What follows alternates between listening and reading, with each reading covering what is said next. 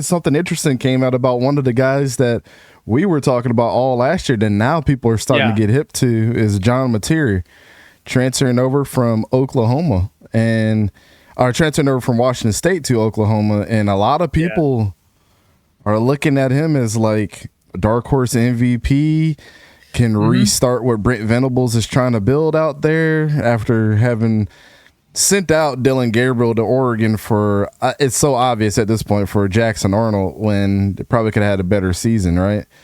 Dude, can you imagine if they hadn't? They would have at least been competent.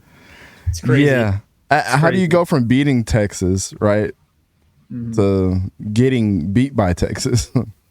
And to be fair, they did beat Bama this season, but let's be honest. Like, you're right. There was a complete night and day difference between not just the offense, but the entire Oklahoma team in 2023 and 2024. Granted, it was the first year of Oklahoma in the SEC this past season. Right. So there are going to be some hiccups, some bumps in the road, but let's just be honest here. That did not go as planned for Oklahoma.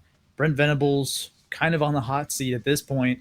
And, after the rocky play with Jackson Arnold, who was supposed to be their savior, a former 5-star out of high school, you now go to John Mateer, who is a proven commodity at the college level after having an incredible year at Washington State. And then college football social media erupts from John Mateer's Venmo account, having listed from a few years ago a few transactions between he and a couple friends of his, presumably, with descriptions of the payments being related to Pac-12 football games, specifically for gambling. There's a lot of things that, that's being thrown around out there about what it was. His Venmo history has recently been scrapped, and he did put out this statement that you can see right here on the screen. And, he said that they're false and claimed that those descriptions were inside jokes, which, to be fair, I kind of get that. We even have inside jokes here that people might take the wrong way, but it is what it is. And like I don't, even on Venmo, like I don't always put what I actually am paying them for in the description. It's just like I always put random stuff. Yeah, I always put random stuff on mine, so you can't really follow it like that. Yeah, exactly. It's like, come on, like everyone does this. But what's really weird is that why would you joke about it being sports gambling? Why would you joke about it, a specific game, right, that happened right around the time you made the payment?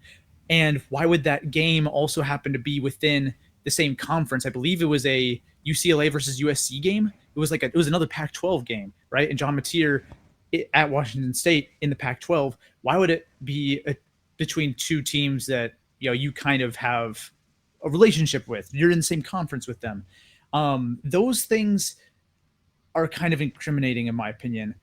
But let's quickly just break it down and kind of, before we really give our thoughts and analysis, and look at what the NCAA officially says about its student athletes who participate in any form of gambling, sports gambling or sports betting. They say, per their website, that student athletes or institutional workers are not permitted to gamble or bet on leagues or sports that have NCAA sanctioned championships, which obviously football is one of them. Yeah. And it even goes on to say that if a player is found betting on the sport they participate or play in, that the rest of their remaining eligibility will be immediately stripped away. So I think the big question here is, does John Mateer, is he at risk of losing his remaining eligibility? Is this a realistic possibility? Does he deserve this? Do we think he did it? Do we think he didn't? I want to hear your thoughts on this, because the NCAA is quite clear about their policy on it, but right now we're kind of just going off of, we're trying to connect various puzzle pieces of a big picture.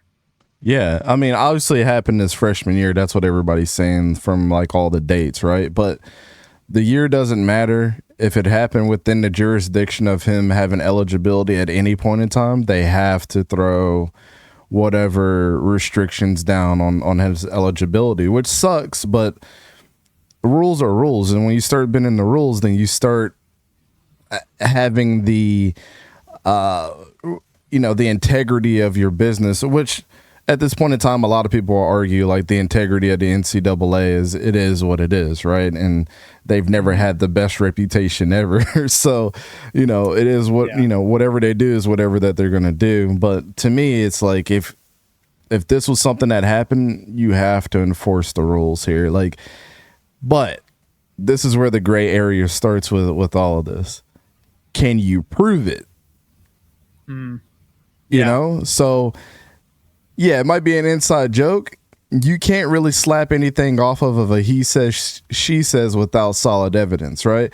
And that's where you're going to get yourself in trouble. If you suspend this young man for a what if or I think he did this because of what his messages say. Look, I could send boxing gloves and a Venmo to my wife, and somebody might think that I'm like beating her. You know what I'm saying? Like, that's the extreme, but that's essentially what we're doing here is we're trying to correlate maybe it is this with probably what had actually happened, which in John's case, I think the ball is forever in his court until proven otherwise, right? And so we can't get ourselves in a situation where we're assuming and going to ruin this guy's career, because the worst part of this with a rocky establishment, as much as the NCAA is with the NIL and all this other stuff, is the fact that if you come down and you suspend or strip away his eligibility without him playing this year, and then you do your due diligence on the back end and you find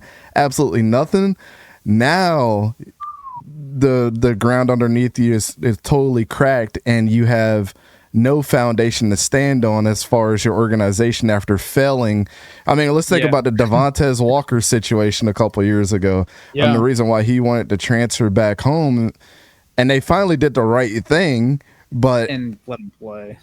Yeah, but it took forever for them to come down to a decision on something that seems so simple in regards to doing the right thing, right? I don't think a lot of businesses like them are, let's do the right thing.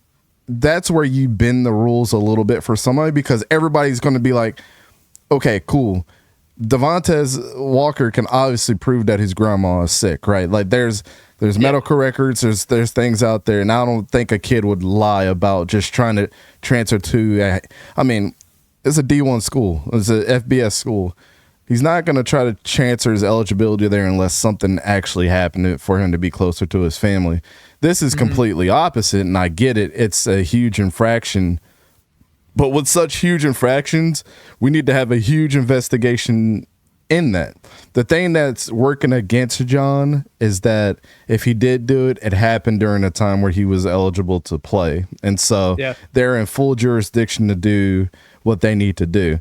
But going ahead and putting the cart before the horse and what they've been doing and what their past says that they do, the people that lose here is Texas and John. And the reason why I say this is it's going to suck. Well, first of all, it'll suck for John. First of all, if he gets suspended or gets his eligibility stripped away and he comes out to be innocent, it'll suck for the University of Oklahoma. Second, it'll suck for Texas and the fans, because of this point. You have just watered down the biggest, one of the biggest rivalry games in the middle of the season on a what if, right? You strip us away from seeing that game when nobody was really all that hype that Jackson Arnold was there because he was a freshman. People are hyped this time around because John Mateer, that is very promising, that we've seen perform at a high level, is now taking over the team that gives us the one implication inside the SEC of dethroning one of the better teams there that is now ranked number 1 in the country in preseason polls. You're taking that away from us and the fans by not doing your due diligence. But that's just how I feel about this whole thing. I mean, I'm siding with John until proven otherwise, and I feel like we, immediately jumped the gun in every situation out there. But to me, everybody's done that. Everybody's had a subliminal message. Everybody sent a text message that if you pulled my text messages out in my friend group, a lot of people would take things wrong, that we have said to ourselves. We've sent things that maybe, people might frown upon us, and it's this total jokes, right? But I don't think you should read too much into this more than what John is saying. And like, it's an inside joke. I would never gamble. Now it's up to the NCAA to do what they should be doing, is investigating, because they have rights of doing that within their jurisdiction. But also, let's not put the cart before the horse, which is kind of funny that he plays for the Sooners. We were talking about carts and stuff and horses.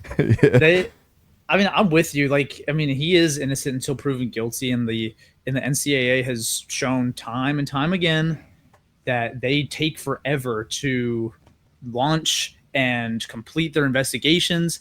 So I'm sure that really this isn't something that's going to be settled until after he completes this season for the Sooners. That's my guess. I do think that's an incredibly odd thing to put as your description for a Venmo transaction, as a quote unquote inside joke. I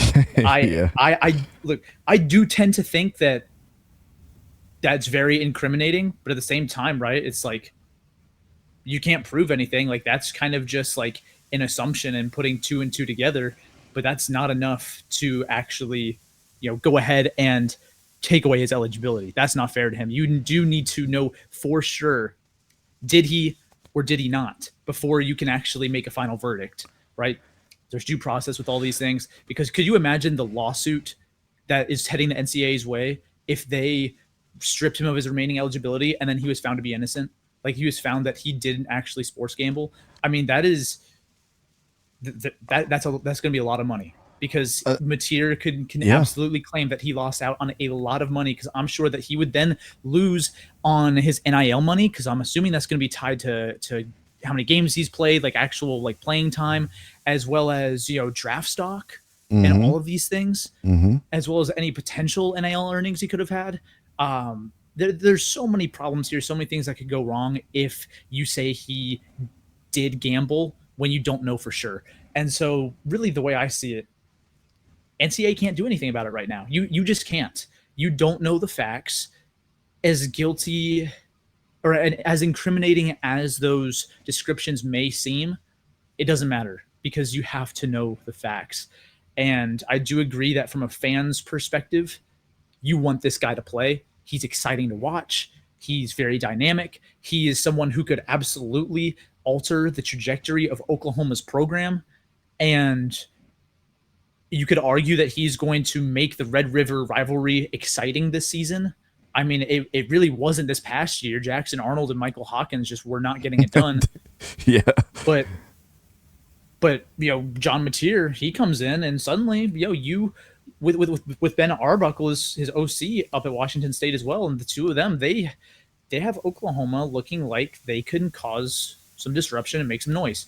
So, all things considered, I think he's going to be fine, but we'll see. This just seems like one of those things where we're not going to have a final verdict with an actual answer until after the season, is my guess. So, as far as I'm concerned, he's got to keep playing. For sure. And if he can't play, it's gonna really twist people the wrong way. Here's what's the crazy part, right?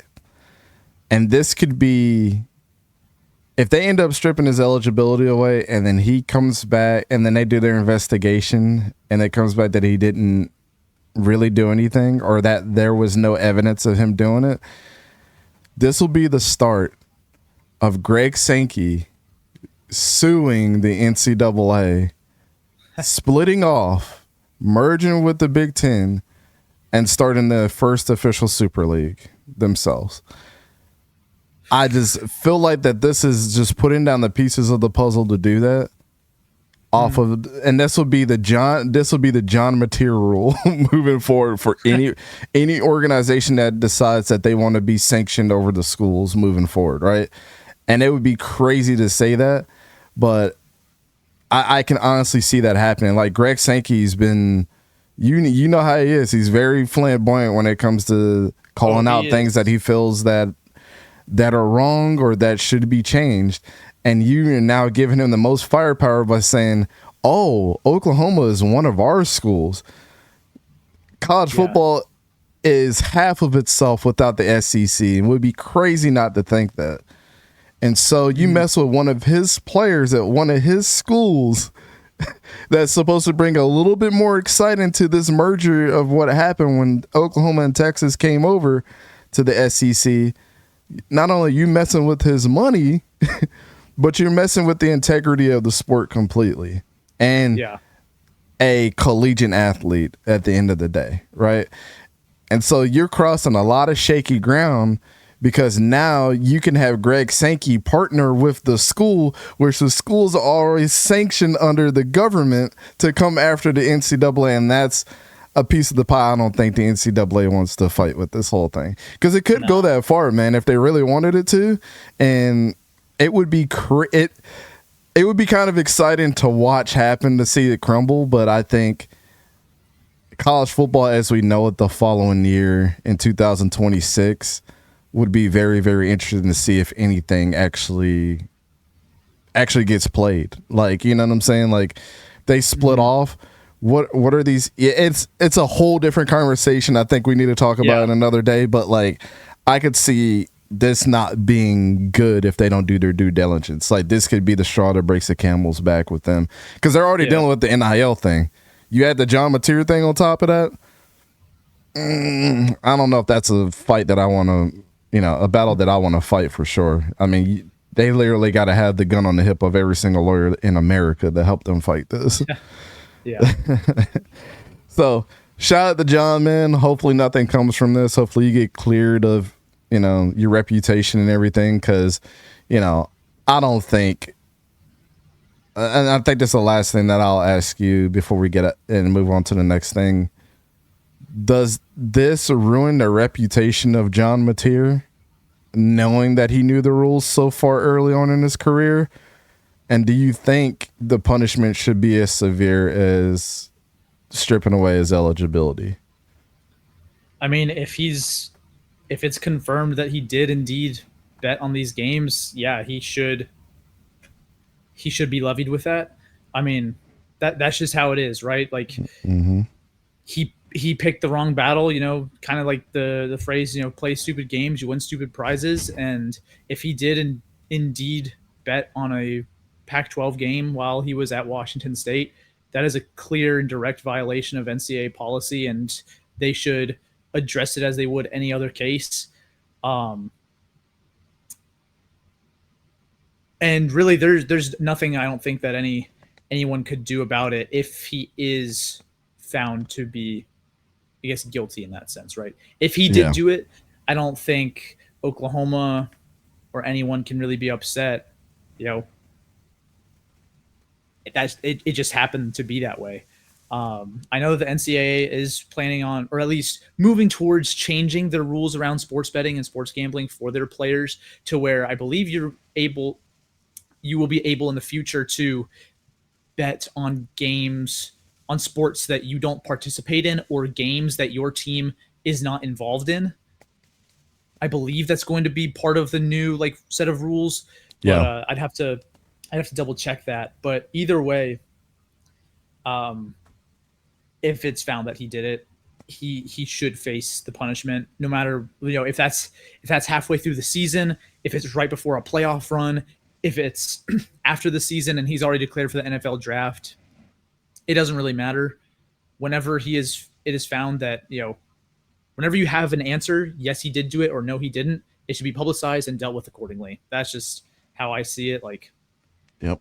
sucks if he did do it for it to come back and bite him at this point in time, but the rules, the rules, and he knew that. So I feel it.